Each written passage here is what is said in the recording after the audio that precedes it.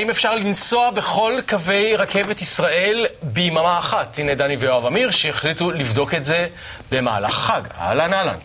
מתי עשיתם את זה? לפני שבוע בדיוק. בדיוק לפני שבוע היינו על הרכבת. אז פתאום קם אדם ומחליט שהוא נוסע ברכבת? משהו כזה, כן. ידעתי שיש לנו חג שמתקרב, 40 ימי חופש, וחשבתי מה יכול להיות נחמד לעשות במהלך החופש, והיה לי את הרעיון של הרכבת. אתה צריך לשעשע את הנוער, זה גיל שכבר הוא משועשע עצמית בדרך כלל, לא? כן, האמת שאני התכוונתי לעשות את זה לבד, באחד מימי חול המועד, ואז הצעתי את זה גם ליואב שהצטרף, והוא הסכים. באמת כיף לי שיש לי בן כזה שמסכים לצאת ליום שלם של טיול עם אבא שלו. שזה לא מובן מאליו, כי בגילך בדרך כלל חבר'ה לא שמחים לבלות יממה עם אחד ההורים, זה נחשב לסוג של עונש. אבל זה כיף לי להשתעשע עם אבא שלי. כן? כן.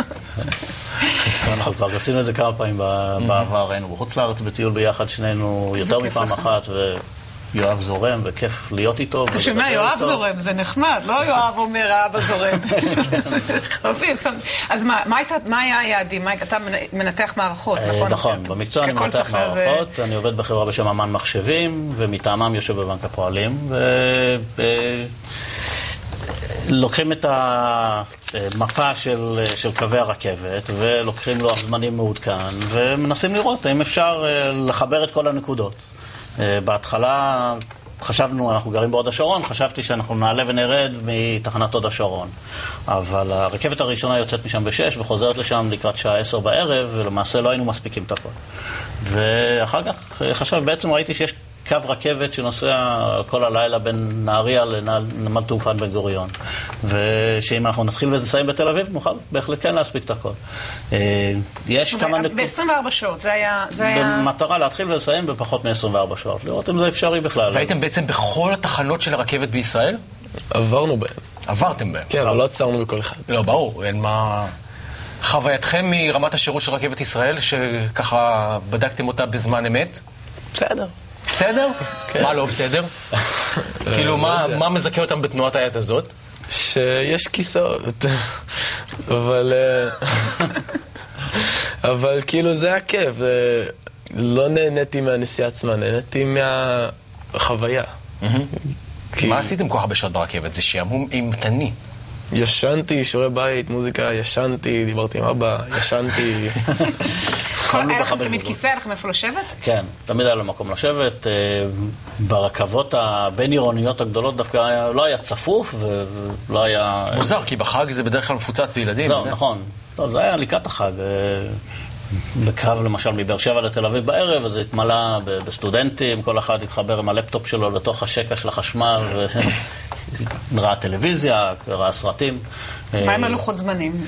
הם עמדו יפה מאוד בלוחות זמנים, באמת, כמה איחורים של כמה דקות פה ושם, בקו שנסענו מבאר שבע למודיעין, היינו צריכים להחליף רכבת בתל אביב ההגנה, אז הרכבת שהגיעה איחרה בכמה דקות, והרכבת שבאה מנהריה הגיעה בדיוק בזמן, אז הספקנו רק ב2 דקות ככה לעבור בין הרכבות, אבל חוץ מזה... טוב, לא מדובר בריצה בין רציפים מרוחקים, מדובר במה... בהגנה לא, יש מקומות שכן, כן, אם צריך להחליף למשל בלוד, יש שם, זו תחנת רכבת מאוד מאוד גדולה, עם הרבה פסים והרבה רציפים, ומעברים תת-קרקעיים. ובצד הקולינרי, איך מסתדרים? לקחתם סנדוויצ'ים מהבית, או שיש איפה לאכול ואפשר ליהנות? לא, יש זמן ויש איפה לאכול. בכל התחנות יש מזנונים. הקרואסונים האלה, כן. זהו, בדיוק. דווקא המקומות האלה הם הכי יקרים.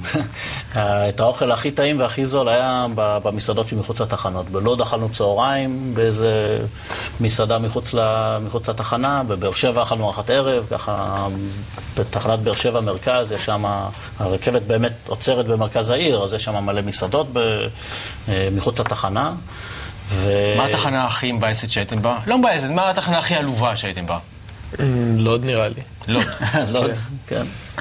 וגם כל פעם שצילמנו תמונות בתחנות, אז מלא אנשים עצרו אותנו ושאלו אותנו שאלות, לראות שאנחנו לא טרוריסטים. עכשיו, זה לא היה איזה... איך בכלל, איך הגיעו אליכם? איך זה התפרסם? יואב אמר קודם שהוא לא מבין איך הוא נהיה כוכב, רק הוא נסע ברכבת. לא, באמת עשינו את זה באמת רק בשביל הכיף שלנו, וככה, כדי לבלות יום ביחד, אבל ככה לפרגן לרכבת. אז אחרי שסיימנו, גם חברים אמרו שזה נורא מדליק, זה רעיון ממש נחמד וזה, אז שלחתי מייל לדובר הרכבת, שידעו שעשינו את הטיול הזה, והם הגיבו על העניין, ושאלו אם אכפת לנו ככה לידע את העיתונות ואת המדיה, ונתתי הסכמה, למה לא? דווקא זה נחמד, כן? שיש גם ידיעות כיפיות כאלה. אז מה הבא? מה הפרויקט הבא? נראה, אנחנו נבדוק את הלוח הזמנים של אל על. אני חושב שלהקיף את העולם זה אולי ייקח קצת יותר אם לא אכפת לכם חסות, אז הכל מסודר. אתם מוכנים, אני מבינה. יפה, אתה רצית להגיד איזה עניין שהתפלאת לראות מה יש בעיתון מימין ומשמאל לידיעה עליכם. כן, כי יש את הידיעה שלנו שהיא חמודה כזאת, ומצד ימין יש סיוטה של כל אישה או משהו, ומצד שמאל יש אנשים מתים. אז כאילו, יש מלא דברים רעים, ואז משהו קטן טוב, ואז מלא דברים רעים. זה צריך עוד דברים טובים. ברוך הבא לעולם העיתונות המודרני.